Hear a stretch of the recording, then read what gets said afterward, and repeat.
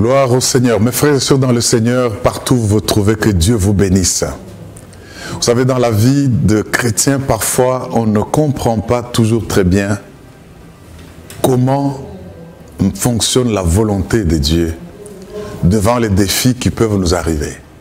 Le message que nous allons voir, surtout basé sur le comportement d'un jeune Samson, va nous faire comprendre une chose, c'est que même les mains nues, on peut libérer la puissance de Dieu qui est en nous et continuer à accomplir son destin là où l'on pense que ce n'est pas encore la volonté de Dieu. Suivant ce message, je crois que vous serez édifiés pour aimer le Seigneur, le suivre, même quand les choses semblent ne pas marcher. Que Dieu vous bénisse, suivons bien ce message. Merci. Que serait mon histoire si on m'enlevait Jésus? Elle serait tout simplement catastrophique. Est-ce que je peux acclamer le roi des rois qui a changé mon histoire? Alléluia. Sans toi, je ne suis rien. sans toi, Je ne peux rien sans toi. je ne suis rien. Sans toi. Je ne peux rien. Oh, sans toi. Je ne suis rien. Sans toi. Je ne peux rien. Je ne suis rien. Je ne suis rien. Je ne suis rien. Je ne peux rien. Je ne peux rien.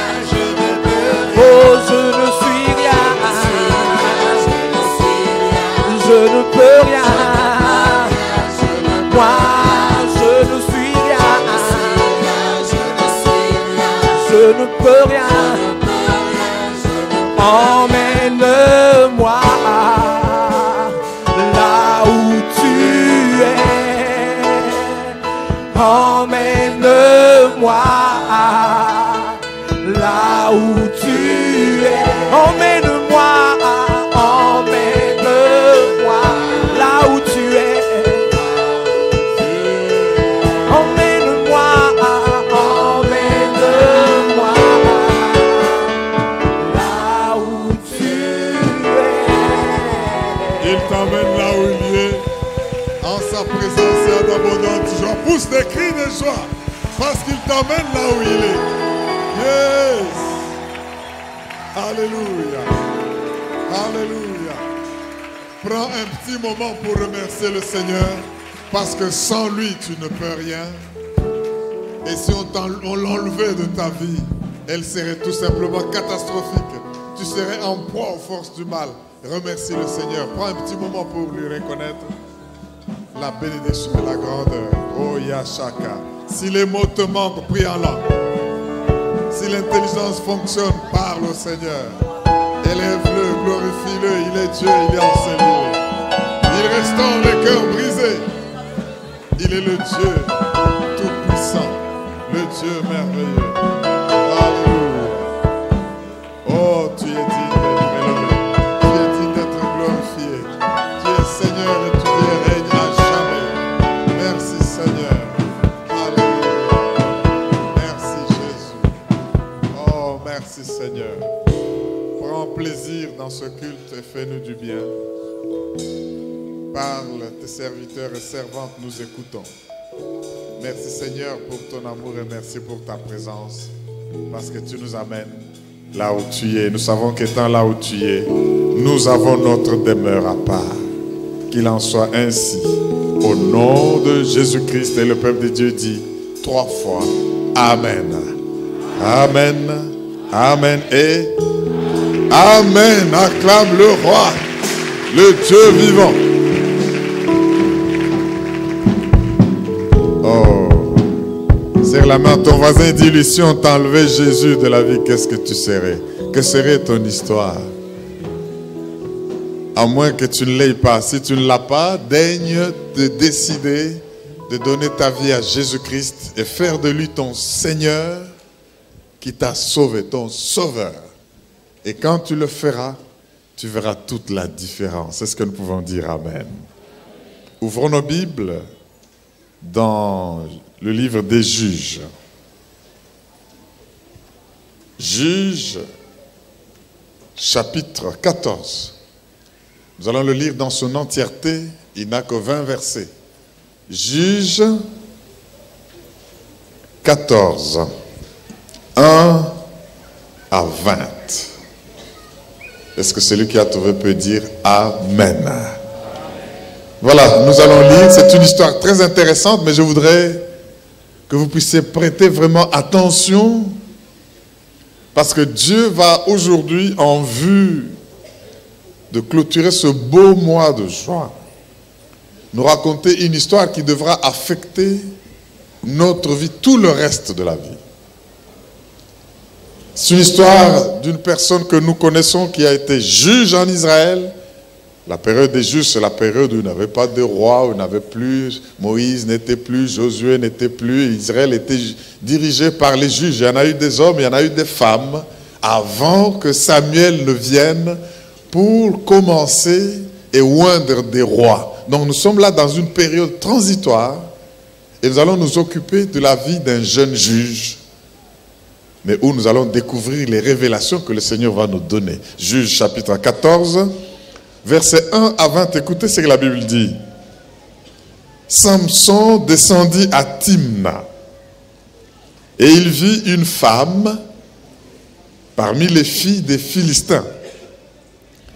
Lorsqu'il fut remonté, il le déclara à son père et à sa mère et dit: j'ai vu à Timna une femme parmi les filles des Philistins, prenez-la maintenant pour ma femme. Son père et sa mère lui dirent: n'y a-t-il point de femme parmi les filles de tes frères? Et dans tout notre peuple, que tu ailles prendre une femme chez les Philistins qui sont incirconcis. Et Samson dit à son père: prends-la pour moi, car elle me plaît, tout simplement. Son père et sa mère ne savaient pas que cela venait de l'Éternel, car Samson cherchait une occasion de dispute de la part des Philistins. En ce temps-là, les Philistins dominaient sur Israël. Et Samson descendit avec son père et sa mère à Timna. Lorsqu'ils arrivèrent aux vignes de Timna, voici un jeune lion. Disons ensemble, un jeune lion. Rugissant, il vint à sa rencontre. L'esprit de l'Éternel saisit Samson et sans avoir rien à la main. Disons ensemble, l'esprit de l'Éternel saisit Samson. Et sans avoir rien à la main, dis-le avec conviction, c'est là le fond même du message. Et sans avoir rien à la main, Samson déchira le lion comme on déchire un chevreau. Ok, nous continuons la lecture. Il ne dit point à son père et à sa mère ce qu'il avait fait. Il descendit et parla à la femme. Et elle lui plut. Quelque temps après, il se rendit de nouveau à Timna pour la prendre. Et se détourna pour voir le cadavre du lion. Et voici, il y avait un essaim d'abeilles et du miel dans le corps du lion. Il prit entre ses mains le miel dont il mangea pendant la route. Et lorsqu'il fut arrivé près de son père et de sa mère, il leur en donna et ils en mangèrent. Mais il ne leur dit pas qu'il avait pris ce miel dans le corps du lion. Verset 10. Le père de Samson descendit chez la femme. Et là, Samson fit un festin, car c'était la coutume des jeunes gens. Disons ensemble, Samson fit un festin, car c'était la coutume des jeunes gens. Alléluia. Dès qu'on le vit, on invita 30 compagnons qui se tinrent avec lui. Samson leur dit, je vais vous proposer une énigme. Disons ensemble, une énigme. Oui, si vous me l'expliquez pendant les 7 jours du festin, waouh, un festin de 7 jours.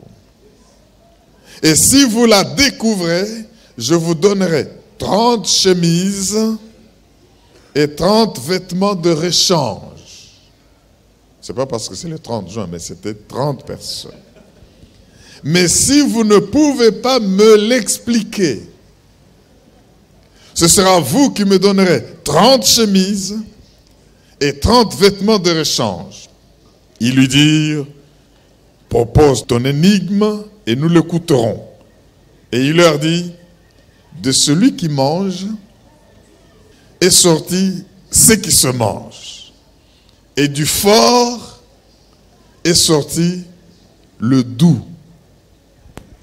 Pendant 3 jours, ils ne purent expliquer l'énigme. Le 7e jour, ils dirent à la femme de Samson, persuade à ton mari de nous expliquer l'énigme. Sinon, nous te brûlerons, toi et la maison de ton père. C'est pour nous dépouiller que vous nous avez invités, n'est-ce pas? La femme de Samson pleurait auprès de lui et disait, tu n'as pour moi que de la haine et tu ne m'aimes pas. Tu as proposé une énigme aux enfants de mon peuple et tu ne me l'as point expliqué. Et il lui répondit, je ne l'ai expliqué ni à mon père, ni à ma mère. Est-ce à toi que je l'expliquerai? Elle pleura auprès de lui pendant 7 jours que dura leur festin. Et le 7e jour, les larmes parfois provoquent l'inclination des raisons. Il la lui expliqua, car elle le tourmentait. Et elle donna l'explication de l'énigme aux enfants de son peuple. Les gens de la ville dirent à Samson le 7e jour, avant le coucher du soir, quoi de plus doux que le miel et quoi de plus fort que le lion? Et il leur dit, si vous n'aviez pas labouré avec ma génisse, vous n'auriez pas découvert mon énigme. Verset 19. L'Esprit de l'Éternel le saisit et il descendit à Ascalon. Il y tua 30 hommes, prit leurs dépouilles et donna les vêtements de rechange à ceux qui avaient expliqué l'énigme. Il était enflammé de colère. Disons ensemble, il était enflammé de colère. Et il monta à la maison de son père. Verset 20 qui nous dit, sa femme fut donnée à l'un de ses compagnons avec lequel il était lié. Est-ce qu'on peut dire Amen? Waouh, quelle histoire!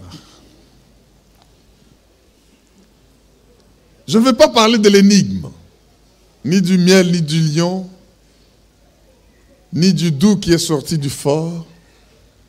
Mais aujourd'hui, le sujet de notre message, c'est déchirer le lion sans rien à la main.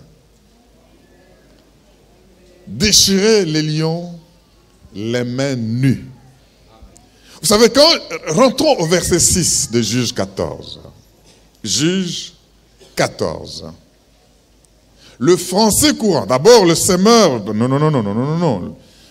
Louis II nous dit, l'Esprit de l'Éternel saisit Samson, et sans avoir rien à la main, Samson déchira le lion comme on déchire un chevreau. Quand j'ai lu le même verset 6 dans la Bible, en français courant, elle dit ceci. Alors l'Esprit du Seigneur s'empara de Samson et de ses mains nues. Il mit le lion en pièces, comme s'il s'agissait d'un simple chevreau.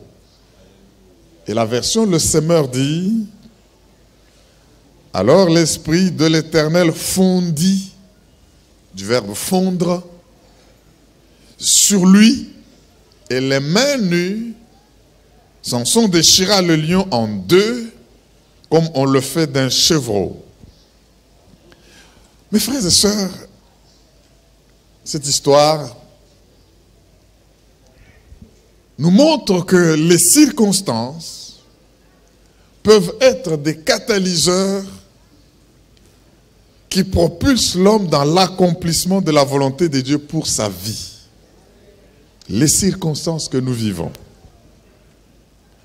Et en lisant bien de près cette histoire, nous voyons comment les circonstances lancent Samson dans sa destinée. Samson, c'est un jeune garçon hébreu qui n'a pas encore déterminé, connu la mission de sa vie. Samson mène sa vie sur base de ses passions seulement. Ce qui lui plaît, il fonce. Ce qui l'énerve, il cogne. Il ne sait pas encore quel est le destin de sa vie. Vous savez, quand on est dans la jeunesse, on ne connaît pas immédiatement pourquoi on est créé. Peut-être après 60 ans, comme certains d'entre nous, vous pouvez déjà être sûr de quel est le destin de votre vie. Parce que ce n'est pas à cet âge-là que vous devez commencer à postuler, écrire et savoir qu'est-ce que je deviens dans la vie. Vous devez déjà savoir à quoi Dieu vous appelle. Quelqu'un m'entend pour dire Amen. Mais Samson vit encore avec ses passions. Il suit son cœur, il suit ses yeux. Samson n'est pas comme Samuel, qui est né dans la maison de Dieu, que les parents ont dédié à Dieu et qu'il sait qu'il doit servir l'Éternel des armées, qu'il a entendu encore très jeune. Non, Samson, on ne nous montre nulle part où il a des connexions avec Dieu. Peut-être la manière dont il est venu au monde, ce sont les parents qui connaissent, ça c'est l'histoire des parents. Mais Samson lui-même, il grandit et il marche selon ses passions, bonnes ou mauvaises. Mais ce que nous allons constater ensemble, c'est que tout cela, passion bonne ou passion mauvaise, le propulse et le catapulte dans sa destinée. Je voudrais, mes frères et sœurs, que nous puissions nous appesantir un peu sur cette histoire. Ce jeune homme hébreu,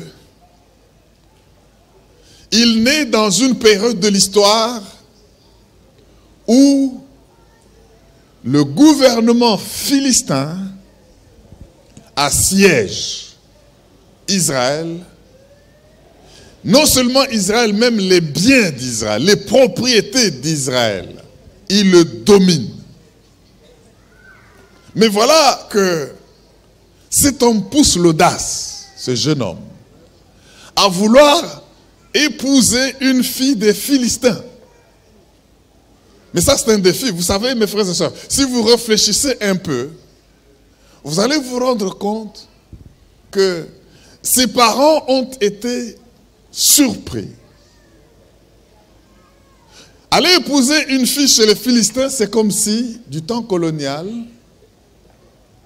vous êtes dominé, colonisé par les Belges, et puis vous trouvez qu'il faut épouser une Belge, blanche. Donc vous allez épouser parmi ceux qui vous oppriment. Quelle affaire! Ça, c'est une audace, non seulement racialement, non seulement socialement, mais aussi raisonnablement. Ce jeune homme, il y a des jeunes gens qui ont du culot. Hein. Il pousse l'audace au-delà des limites. Écoutez ce que les parents lui disent. Les parents lui disent, mais Samson, notre fils, tu n'as pas vu parmi notre peuple une fille à épouser, que tu ailles chercher à épouser une fille chez les Philistins, pour dire chez ceux qui nous oppriment, pour dire chez ceux qui ne sont pas circoncis, tu vas chercher à épouser là-bas. Samson, la vie est déjà compliquée par nature. Il ne faut pas chercher à te la compliquer. Disons ensemble, la vie est compliquée. Tout naturellement, la vie est complexe. Hein? Et tu vas encore ajouter complication sur complication. Bien-aimé dans le Seigneur. Vous savez, je me suis posé la question pour savoir comment certaines personnes sont si trop calmes et ne parlent pas beaucoup. Parfois, ce n'est pas parce qu'ils manquent à dire. Mais leur vie est tellement compliquée que soit ils se taisent, soit ils choisissent la version calculée, réglée pour que... Parce qu'il y a quelqu'un, dès qu'il commence à vous expliquer sa vie, vous manquez le temps de l'écouter tellement c'est compliqué. Alléluia. Et alors, il y en a qui préfèrent se taire. Il y a des circonstances où les sages se taisent. Non, la vie est vraiment compliquée. J'ai vu des jeunes gens, oh papa pasteur, ce garçon, tu sais, moi je suis dur avec les garçons. Mais la seule fois où j'ai décidé de recevoir un garçon, de commencer à l'aimer, nous marchions bien ensemble. Et puis, il m'a abandonné. Quand je lui demande de m'expliquer pourquoi il me lâche, il me dit rien. Non, je crois qu'il a trouvé que tu es compliqué. Et pour ne pas se compliquer la vie, il a préféré se réserver et partir. Aide-moi à dire à ton voisin, pas nier ça la compliqué, boy. C'est la complication, vous savez. Les gens aiment les choses simples et les choses simplifiées. Vous savez, la vie est déjà si compliquée. Tu vas te dire, à peine, j'ai pas beaucoup d'amis dans la vie, mais à peine j'approchais un ami, nous marchions ensemble, je me dis cette fois-ci, j'aurai quelqu'un en qui me confier. Et puis subitement, il prend ses distances. Je n'arrive pas à comprendre, non, je n'arrive pas à comprendre, c'est tout simplement qu'il y a des complications. Parce que la vie étant telle qu'elle est, si tu t'ajoutes un environnement et des gens que tu vas appeler amis ou fiancés ou époux ou épouses qui sont très compliqués, la vie va être j'allais dire difficile, mais difficile. Est-ce que quelqu'un peut dire Amen? Vous savez, c'est ce que les parents ont essayé d'expliquer à Samson. Mais le jeune homme, il est tombé amoureux avec une fille de Philistins, de ceux qui l'oppriment. Sa passion est grande. Vous savez, quand je lis le verset 4, revenons au verset 4, nous sommes dans Juge 14. J'ai réfléchi. Juge 14, 4. La Bible dit, son père et sa mère ne savaient pas que cela venait de l'Éternel, car Samson cherchait une occasion de dispute de la part des Philistins. Écoutez ce que le français courant dit, le verset 4 de Juge 14. Les parents de Samson ne savaient pas que le Seigneur lui-même avait inspiré ce désir à leur fils pour avoir une occasion de s'en prendre aux Philistins. Le Seigneur dit, ses parents ne savaient pas que cela était dirigé par l'Éternel, car ils cherchaient une occasion de conflit avec l'Éternel. J'aime bien tel que c'est dit en lingala. Baboti yasamisona. Dites amen pour m'encourager, n'est-ce pas? Baïba kite ete nkoloye moko. Nde apesaki mwana na bango likanisi wana. Po azwanzela ya kotomboka. Naba félicité. Alléluia. Acclamons le roi des rois.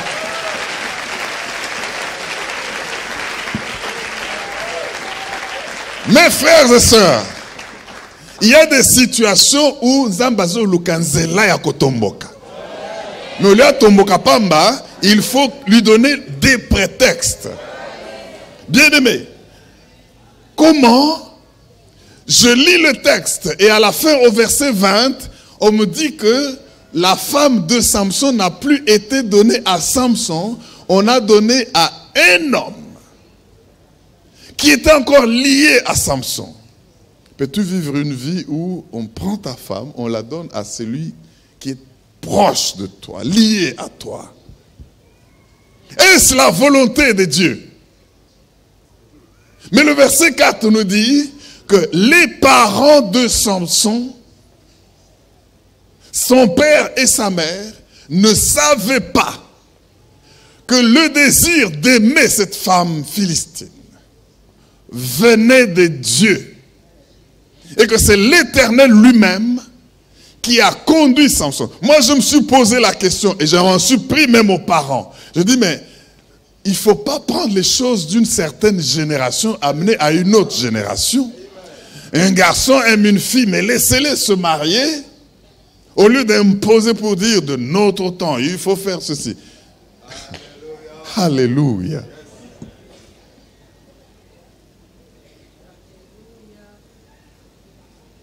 Et maintenant, la Bible précise ici que les parents voulaient bien respecter les normes. Il faut qu'il épouse en notre milieu. Plutôt que d'aller épouser chez les Philistins. Pour se compliquer encore la vie. Ça c'était normal, ça c'était logique.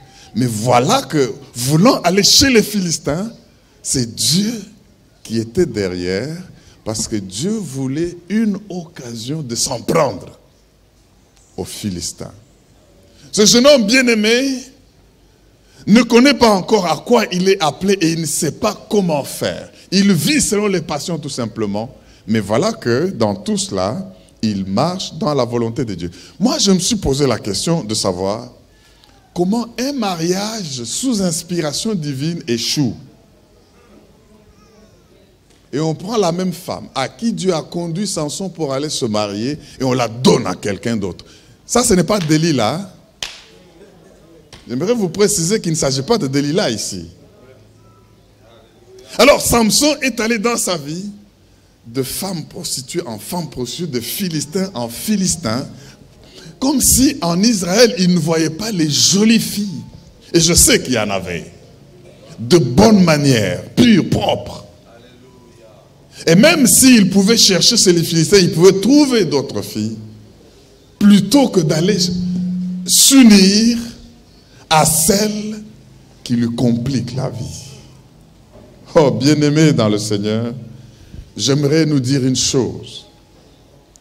Si vous avez cru que étant dans la volonté de Dieu, vous êtes dispensé de troubles et de problèmes, vous avez tort. Et vous êtes vraiment à côté de la plaque.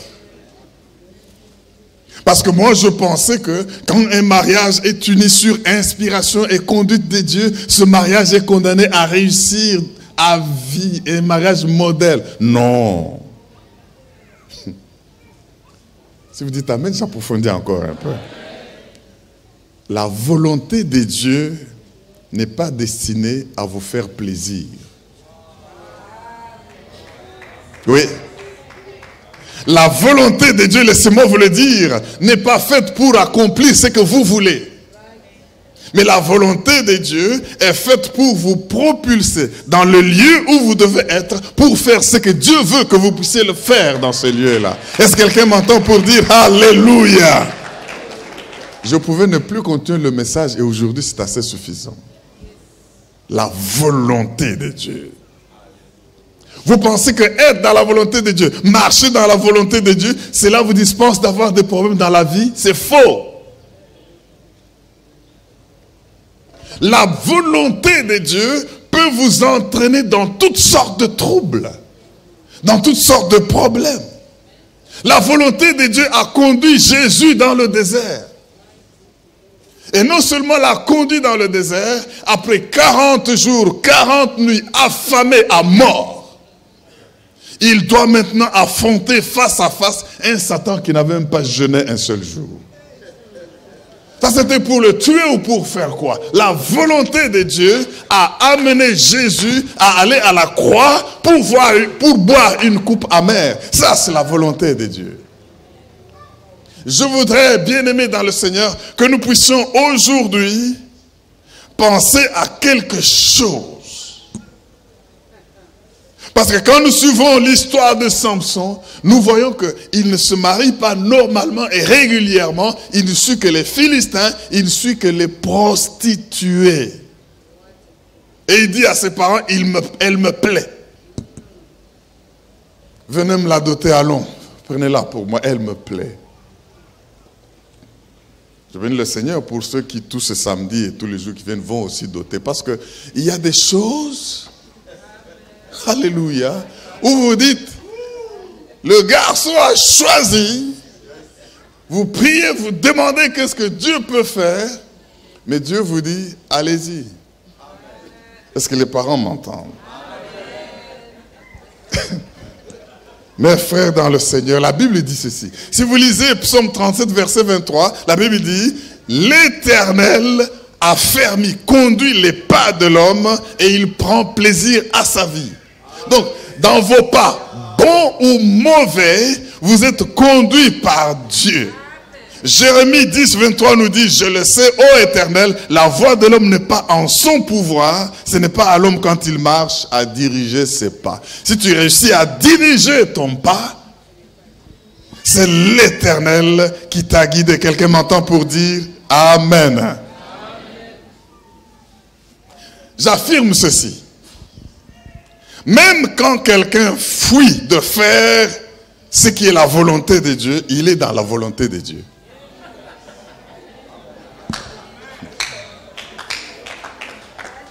Dès que vous dites Amen, j'approfondis ça. Je dis que même quand quelqu'un fuit de faire ce qui est la volonté de Dieu, il est dans la volonté de Dieu. Mais j'aimerais vous prouver avec Jonas. Jonas, Dieu lui dit, va à Ninive. Accomplis telle mission, Jonas fuit. Et il va à Tarsis. On le prend dans un bateau. Dieu envoie une tempête. La cargaison est renversée. Lui, il dort au fond. On lui dit, mais toi, nous sommes en péril et tu dors, tu n'invoques pas ton... Non, prenez-moi, jetez-moi. Tout ce qui vous arrive là, c'est à cause de moi. On le jette et il est avalé par un grand requin, par un gros poisson. Même dans le ventre de ce gros poisson, Jonas était dans la volonté de Dieu. Quelqu'un m'entend pour dire Amen. Mais voilà, je ne dis pas ça en l'air. Quand Jésus vient pour parler de sa mort et de sa résurrection, il fait allusion à Jonas. Il dit, même Jonas qui a fait 3 jours et 3 nuits dans le ventre du gros poisson, de la même manière le Fils de l'homme dans les antres de la terre fera 3 jours et autres. Il va être ressuscité. Est-ce qu'on peut acclamer le roi des rois et le Seigneur des seigneurs?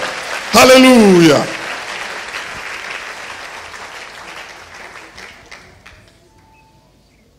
C'est pour dire, même quand les choses n'ont pas marché comme nous l'avons voulu, c'est la volonté de Dieu. Dis à ton voisin, pourquoi Amen n'a eu qu'à diminuer?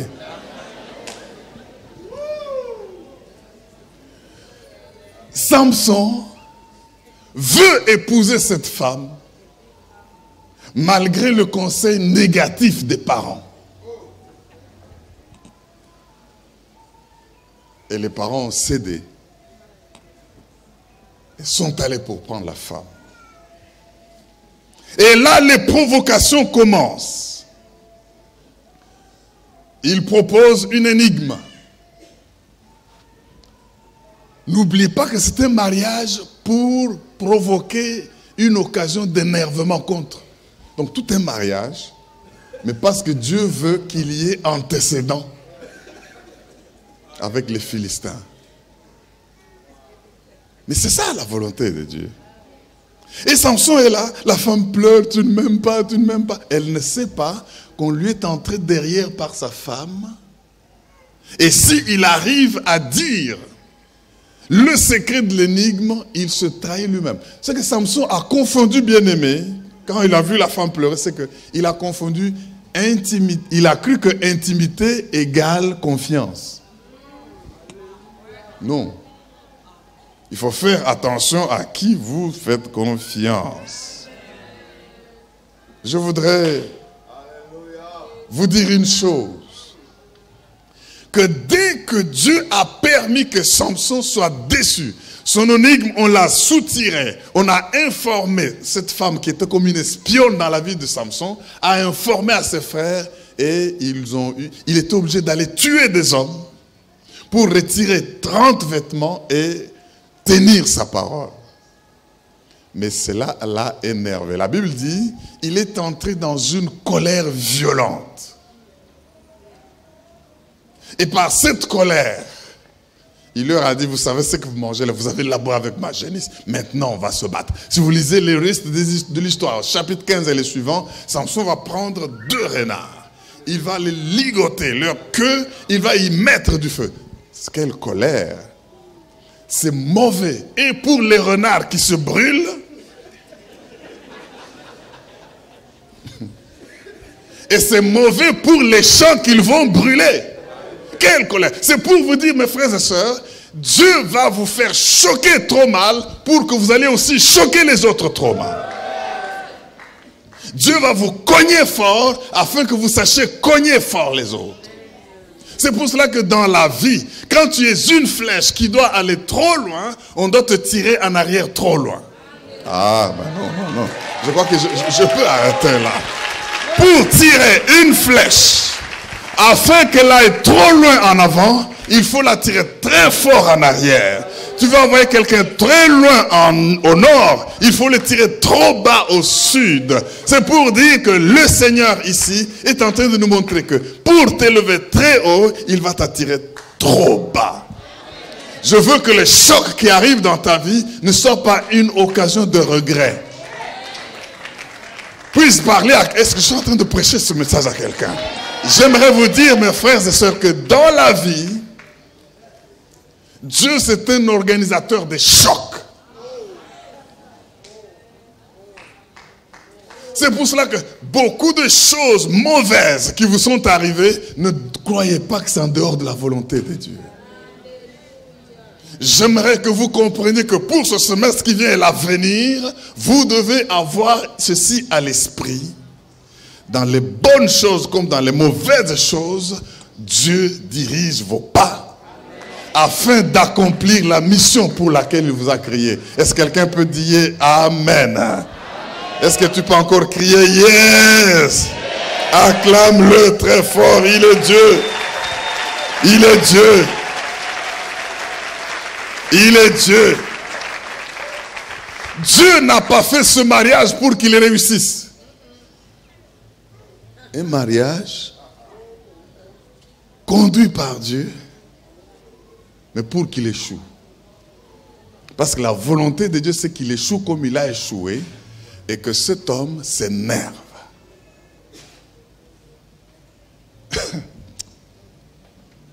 Je voudrais, mes frères et sœurs, que vous puissiez comprendre une chose. Vous qui avez été trop fortement heurtés, déçus, ne murmurez pas dans la vie contre tous ceux qui vous ont fait du mal, contre vos adversaires, contre vos ennemis, parce qu'il n'y a pas que vos amis qui vous font du bien dans la vie, même vos ennemis vous font du bien. Il y a des gens qui ont pu décider d'étudier, de devenir licenciés, parce qu'on les a injuriés un jour dans la vie pour dire, tu n'iras nulle part dans la vie, tu es médiocre. Il dit, moi médiocre, à cause du choc que cela lui a fait, il a libéré tout le potentiel d'intelligence, il a étudié par défi. Il faut que les défis de la vie vous poussent à faire des choses que vous n'auriez pas fait si vous n'étiez pas ainsi défié. Oh, mais mon Dieu, je parle à qui? Je suis en train de dire une chose. Alléluia. Dieu permet que certaines choses vous arrivent pour que vous dégagez l'onction qu'il y a en vous. Il n'aurait pas eu une si forte colère pour agir de manière si forte envers les Philistins si le choc n'était pas fort. Vous savez, quand je regarde cela, je me dis une chose, Dieu est bon.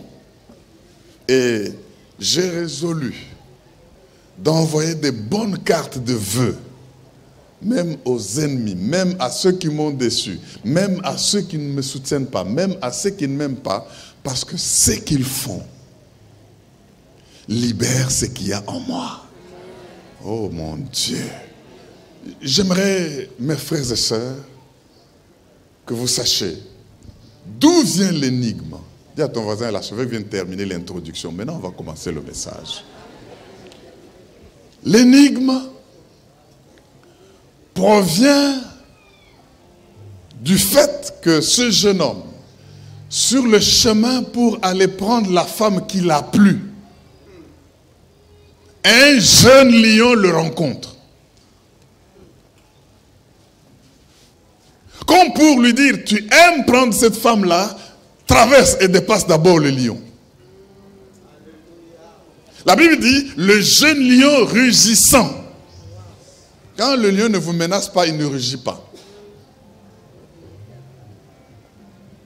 Il rugit parce qu'il est affamé, il rencontre une proie. Je me dis, voilà, le lion est là. Toutes les autres bêtes de la forêt de cette vignoble là-bas ont disparu. Mets-toi à la place de Samson, tu fais quoi? Ou tu fuis, sois plus rapide que les lions, ou tu te bats, sois plus fort que les lions. Et quand Samson dit, lion, c'est toi ou moi, aujourd'hui.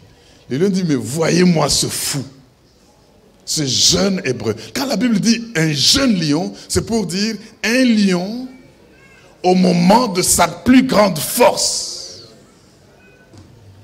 Mais on dit aussi un jeune Samson. Donc, un jeune homme qui est aussi à fleur d'âge au moment de sa plus grande force. Homme lion face à face. Alléluia. Les lions grondent. Samson dit, viens. Bien-aimé.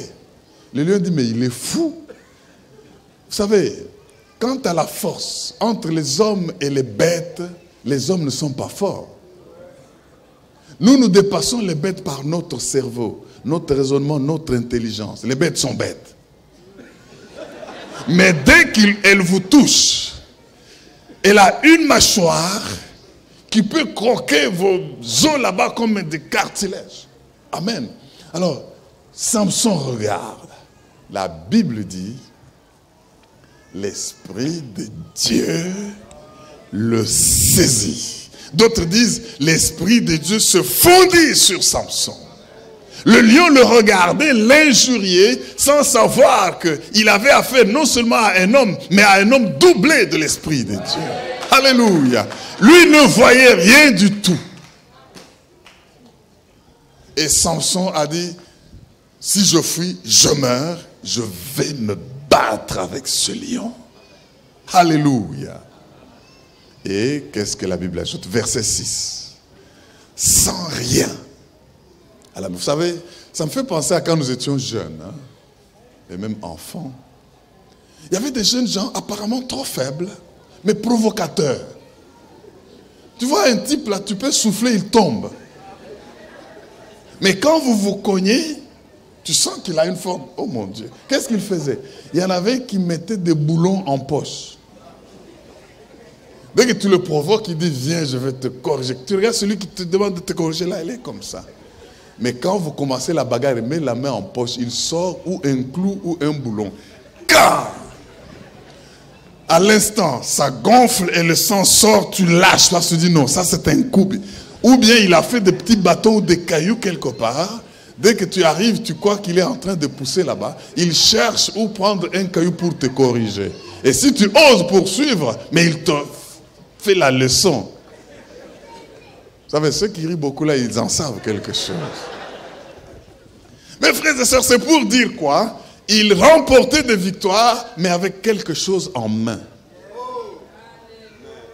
Mais ici, la Bible précise, Samson n'a pas recouru à un autre support. Samson n'a pas recouru à un boulon, à un caillou, à un bâton. Samson est venu les mains nues pour attaquer ce lion et il l'a déchiré comme on déchire un chevreau.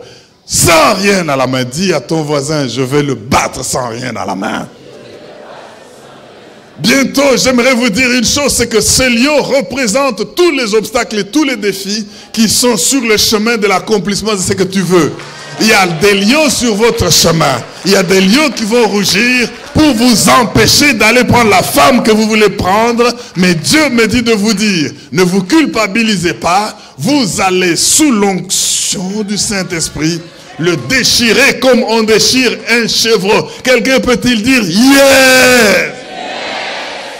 Déclare avec moi, sorcier de mon village et de ma famille, tous ceux de mon quartier, tous ceux qui sont au travail et qui veulent me remplacer, sans rien dans mes mains, je vais vous déchirer, parce que j'irai jusqu'au bout de ma mission, parce que je suis dans la volonté de mon Dieu. Au nom de... Acclame très fort le roi des rois. Acclame Dieu le Tout-Puissant. Sans rien dans mes mains. Oh, alléluia. Ce n'est ni par la force, ni par la puissance, mais par l'Esprit du Dieu très haut. Quelqu'un dit yes. Tu peux dire à 2, 3, 4 personnes, je vais les déchirer sans rien dans mes mains. Sans couteau, sans hache. Sans machette, je vais les corriger, je vais les déchirer. Oh, dis-le, confirme-le, ils l'entendent. Alléluia. Alléluia. Dieu t'a créé pour te glorifier et il t'a conçu divinement. C'est pour cela que je voudrais que tu sois fier de qui tu es. Que tous ceux qui vous ont fait regretter dans la vie, vous ne puissiez pas ne pas les aimer ou les accepter parce qu'ils ont travaillé pour vous propulser dans votre destin. Alléluia. Je veux que vous sachiez voir la volonté de Dieu, même dans ce que vous n'avez pas obtenu. Il a voulu cette femme, mais on l'a donnée à un autre. Est-ce que quand tu as eu ce travail et tu l'as perdu bizarrement, tu as trouvé en cela la volonté de Dieu? Mais j'aimerais te dire une chose. Dieu a un plan pour toi. Et quand tu marches, sache bien le reconnaître. Donc, tout ce qui échoue, n'échoue pas nécessairement parce que ce n'est pas la volonté de Dieu. Ton mariage n'a pas nécessairement échoué parce que tu n'avais pas la... Vous savez, j'ai vu quelqu'un me dire, oh pasteur, mon mariage, j'ai demandé toutes les balises que tu nous as enseignées de s'aligner et elles se sont alignées. J'ai même ajouté un toison. J'ai prié Seigneur avant que je n'aille pour me décider avec cette fille. Quand il y aura la pluie, qu'il pleuve devant ma maison et qu'il ne pleuve pas derrière. La pluie est venue. Il n'a plus devant, il n'a pas plus derrière. Et j'ai dit, Dieu est avec moi. Mais aujourd'hui, elle m'a abandonné. Et je suis divorcé. Dis à ton voisin, tout cela, c'est dans la volonté de Dieu.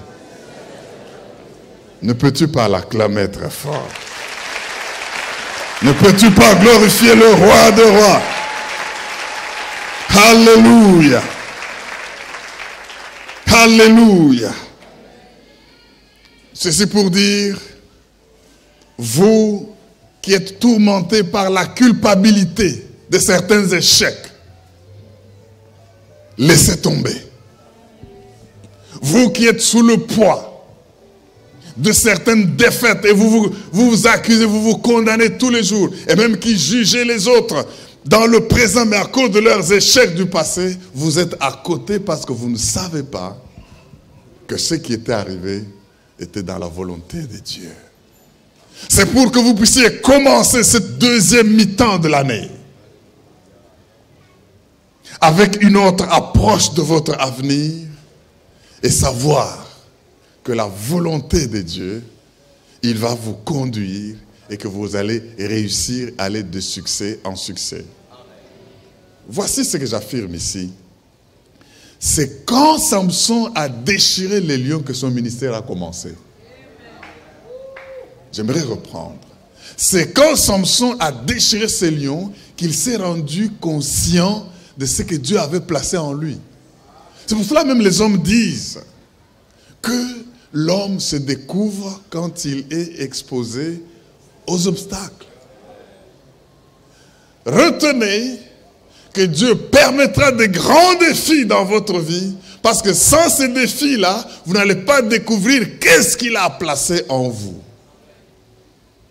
Il va vous donner une colère terrible. Mais parce que sans cette colère, vous ne pouvez pas faire ce que vous pouvez faire étant sous cette colère. Oh, j'aime Dieu. Je voudrais que vous commenciez à être fanatique des obstacles et des défis. Parce que c'est par cela que vous dégagez ce qui est en vous. Aide-moi à dire à ton voisin, Hosanna eloko. Est-ce que vous avez la Hosanna eloko? Na kati na Hosanna eloko. Kasi po eloko ana ebima. Si Dieu voit que tu restes toujours là-bas, attentiste, arriviste, dans une zone de sécurité, il va te mettre dans une insécurité pour que tu dises, ici c'est vaincre ou mourir. Laissez-moi vous dire une chose. Ce message est prophétique. Ce message est adressé aux gens qui n'ont aucun appui sur lequel compter pour faire quoi que ce soit. Ce message est pour ceux qui devront maintenant, une fois qu'il a déchiré les lieux, il s'est dit non, ça ce n'est pas moi. Il n'y a que Dieu et qui peuvent maintenant rendre gloire à Dieu. J'aimerais que vous puissiez comprendre que ce message est adressé à vous. Quand vous regardez, pas de moyens, pas d'argent, pas de force, pas de soutien, mais Dieu vous appelle à faire des grandes choses pour que quand vous allez le réaliser, vous puissiez dire à toi la gloire. Chantons gloire.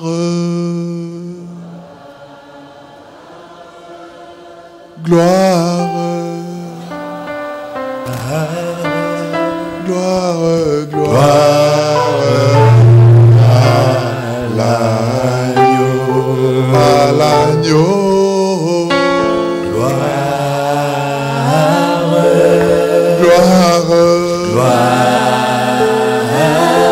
Oh, gloire à l'agneau.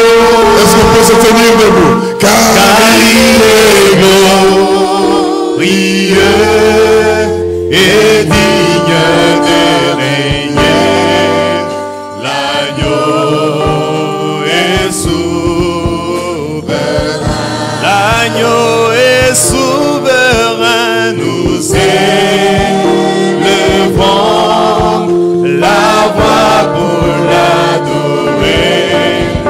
L'agneau est souverain. Bien-aimés, nous sommes arrivés au moment capital de notre parole.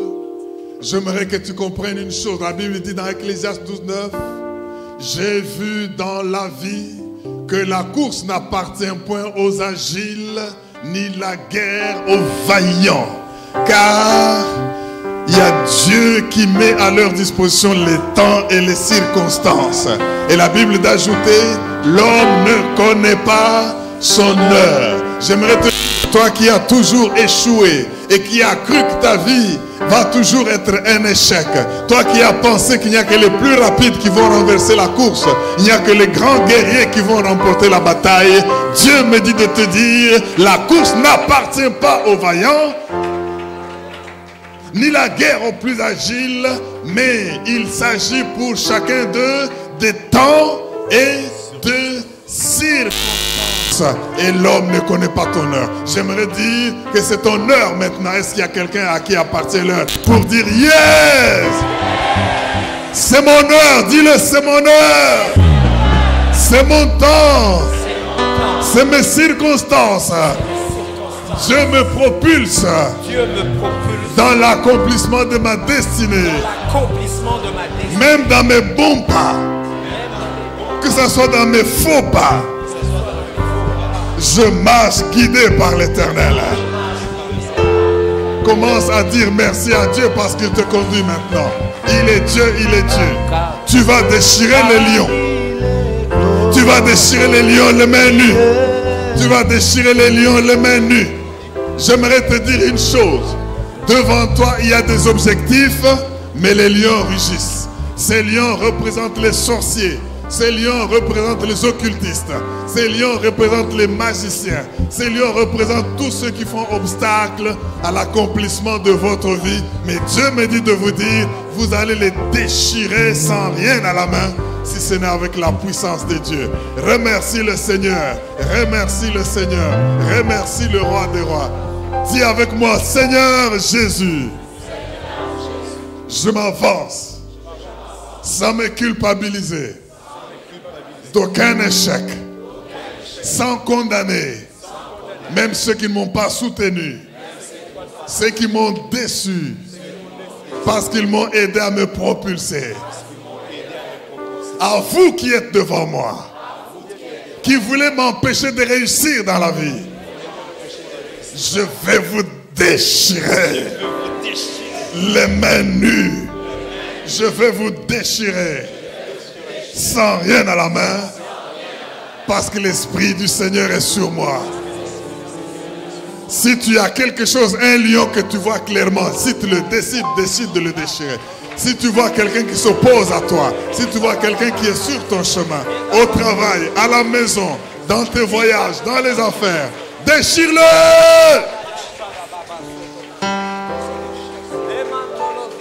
Déchire-le! Sans rien à la main, si ce n'est le Seigneur. Alléluia. Oh yakakaka patakarabata. Est-ce qu'il y a des jeunes Samson en ces lieux? Est-ce qu'il y a des jeunes qui vont affronter les lions en ces lieux? Ne reculez pas. Ne fuyez pas. Affrontez la vie et glorifiez celui qui vous envoie. Au nom puissant de Jésus-Christ, cette grâce est sur vous. Est-ce qu'on peut acclamer très fort le roi? Est-ce que tu ne peux pas y ajouter un cri de joie? Yes! Alléluia! Alléluia! La course n'appartient pas au plus rapide, ni la guerre aux vaillants, mais c'est Dieu qui fait ces choses. N'ayez plus peur de vivre, que rien ne vous terrorise. Si l'esprit se fond en vous, vous allez les déchirer comme on déchire un chevreau et vous avancez jusqu'à votre objectif. Est-ce qu'on peut dire Amen? Voilà, je crois que vous n'avez pas été déçus de suivre cette histoire, parmi les histoires les plus connues de la Bible, de ce jeune homme. Et nous avons compris une chose, c'est que même quand on n'a pas ce qu'on croit avoir, même quand on semble être déçu, Dieu a des plans terribles pour nous propulser dans notre destin. Je voudrais que vous ne puissiez plus avoir de doute ni de culpabilité, mais que vous puissiez affronter la vie en sachant que Dieu dirige les pas de tous ceux qui les craignent. Aimons le Seigneur bien-aimé. N'allons pas trop interpréter mal quand nous ne comprenons pas quelle est la volonté de Dieu et quelle n'est pas. Et je sais une chose, c'est que les défis de la vie, les lions qui rugissent, sont des propulseurs dans les destins. Aimons cette vie et glorifions le Roi des Rois pour qu'aucun défi ne nous fasse peur. Nous prions tous ensemble et je vous invite à Logos Rema sur l'avenue Sayo dans la commune de Kasavubu à Kinshasa. Tous les dimanches, 2 cultes, un culte le matin 7h30. Un deuxième qui commence avec la Sainte Seine 9h30 et nous terminons vers 12h30, 13h. Par là, j'aimerais prier avec tous ceux qui ont été guéris dans leur cœur parce qu'ils ont compris que la vie est tellement compliquée qu'il faut s'accrocher au Seigneur. Nous ne devons pas la compliquer davantage. Toi qui n'avais pas encore donné la vie à Jésus, profite de cette occasion pour abandonner ta vie passée, ne pas compter sur les hommes, mais compter sur le Seigneur parce que tu peux déchirer les lions sans rien à la main. Mais il faut que l'Esprit du Seigneur soit sur toi. Je peux prier avec toi. Dis avec moi, Seigneur Jésus, merci de m'avoir révélé ces choses pour que j'aborde encore ma vie avec confiance, même là où les choses n'ont pas semblé réussir. Je compte sur toi et aucun défi ne me fera peur parce que tous les défis vont révéler la grandeur que tu as cachée en moi. je me donne à toi au nom de Jésus. Et nous disons Amen. Voilà, que Dieu vous bénisse et merci de nous avoir suivis. Même heure, prochainement, même chaîne. Que Dieu vous bénisse.